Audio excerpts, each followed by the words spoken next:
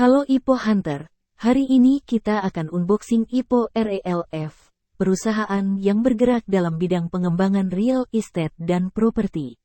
RELF ini akan masuk ke dalam papan akselerasi.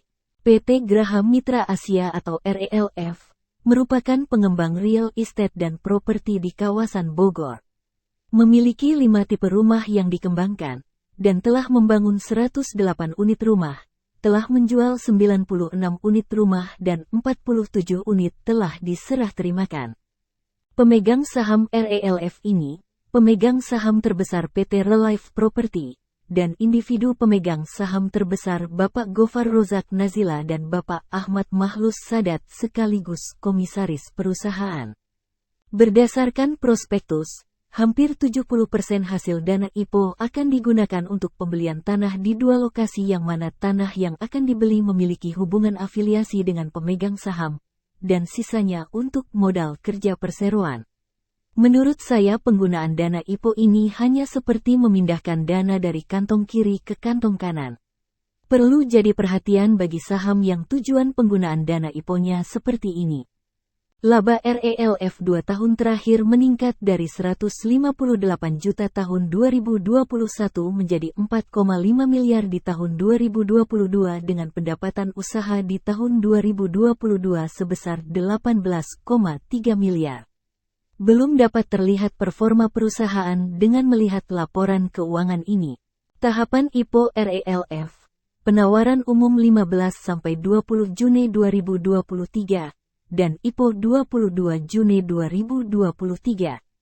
Dengan jumlah saham yang ditawarkan 26,50% dengan harga Rp90, potensi pendanaan yang akan diraup 108 miliar, dan waran 1:1 di IPO RELF.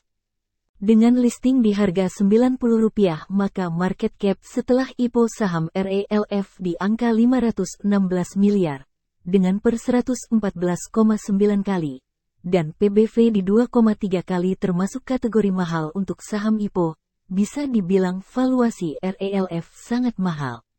Underwriter dari RELF adalah UOB Kay Hian Sekuritas atau AI.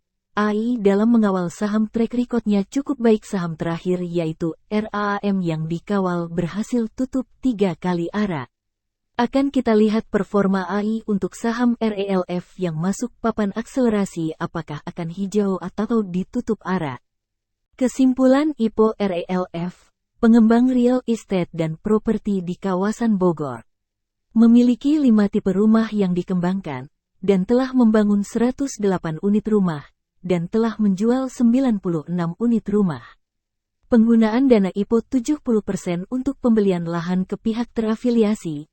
Menurut saya hal ini jadi catatan dalam memilih perusahaan yang akan diinvest, karena secara tidak langsung seperti uang masuk kantong kiri keluar ke kantong kanan. Laba tahun 2022 sebesar 4,5 miliar.